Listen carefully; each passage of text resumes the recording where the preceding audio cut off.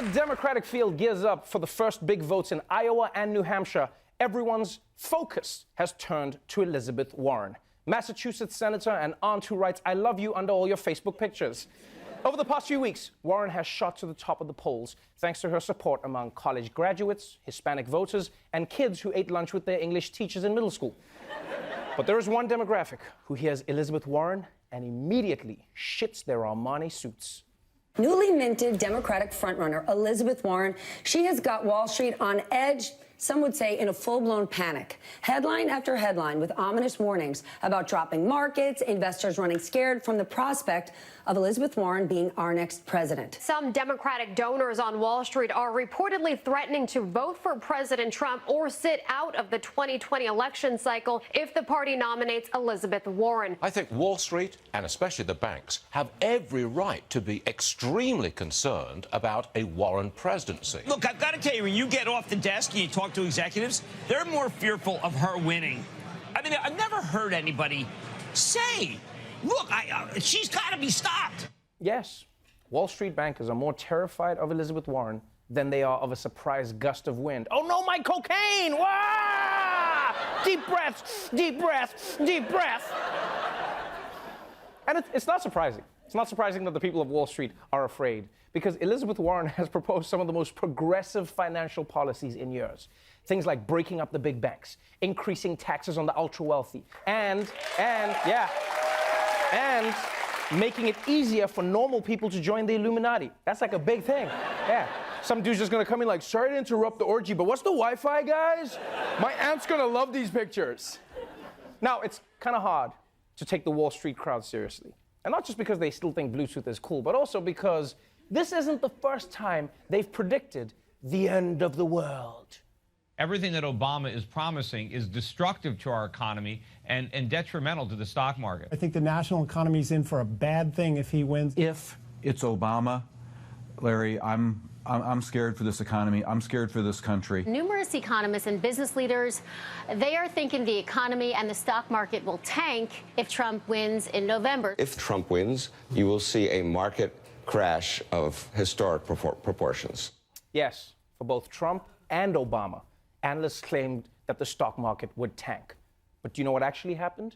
The exact opposite. It's been going up for 10 years. Because you see, in many ways, the stock market is a lot like a penis, right? There are many situations where you swear it's going to be down, but surprise, surprise, it just keeps rising, and nobody knows why. You're like, dude, seriously? At grandma's funeral? I'm not controlling it. I don't understand why. It's just happening. So the 1% are clearly not excited at the prospect of Elizabeth Warren winning the White House. But according to these billionaires, they aren't just anti-Warren because she's threatening their wallets. No. They don't like her because she's also hurting their feelings. The battle of the billionaires continues after Leon Cooperman was brought to tears yesterday on CNBC. Cooperman was and has been very critical of Elizabeth Warren's proposed wealth tax. I don't need Elizabeth Warren telling me that I'm a deadbeat and that billionaires are deadbeats. The vilification of billionaires makes no sense to me. People can not only see the emotion on your face, but hear it in your voice. When you talk about this, Lee, why? I care.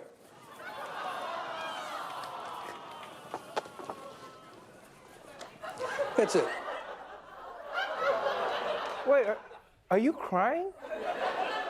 You're a billionaire who's crying because Elizabeth Warren is criticizing billionaires? Would you like a tissue? Get the out of here, man. Are you serious right now? Let me tell you something.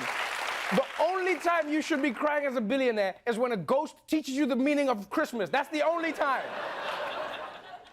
And I'm disappointed in this, I'm not gonna lie, because of all the things that ever made me want to become a billionaire. There's no, like, I wanted to become a billionaire because I thought the whole point of becoming a billionaire is that you never have to give a shit about money ever again. But these guys over here like, how will I afford to throw a birthday party for my yacht?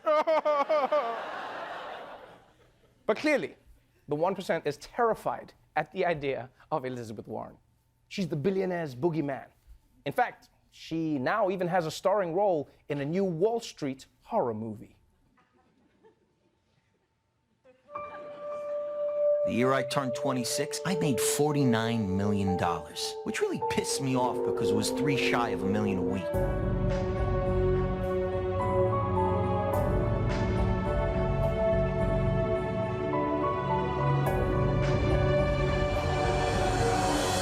It's time for a wealth tax.